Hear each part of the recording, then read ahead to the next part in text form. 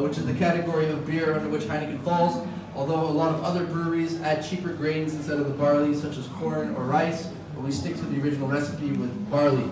The first ingredient is perhaps not the most interesting to you guys, but it is very important when you're brewing a Heineken beer because it makes up nearly 95% of the beer, which is of course the water. So we have to make sure to use only the most refreshing and best quality water possible.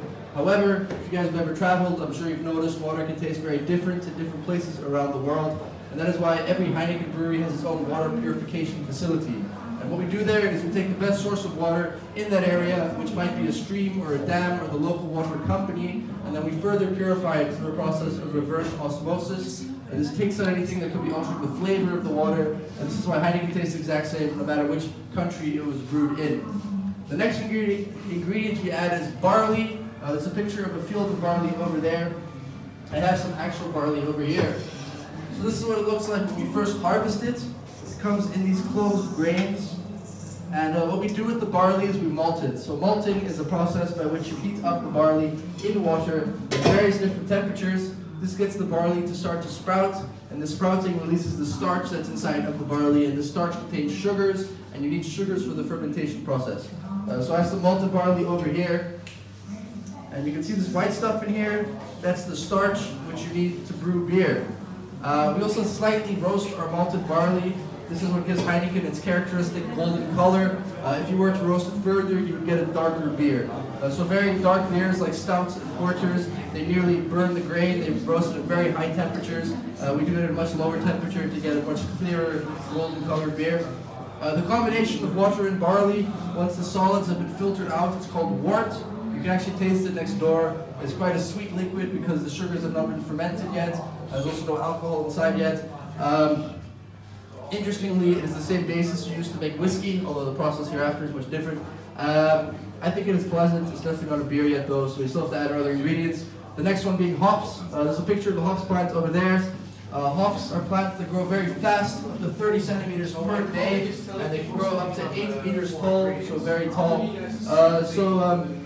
The purpose of hops, so first of all, we only use the female flowers of the hops plants because they contain lupulin, and this is a natural preservative, so we don't have to add any artificial preservatives to our beer. This is what the hops flower looks like.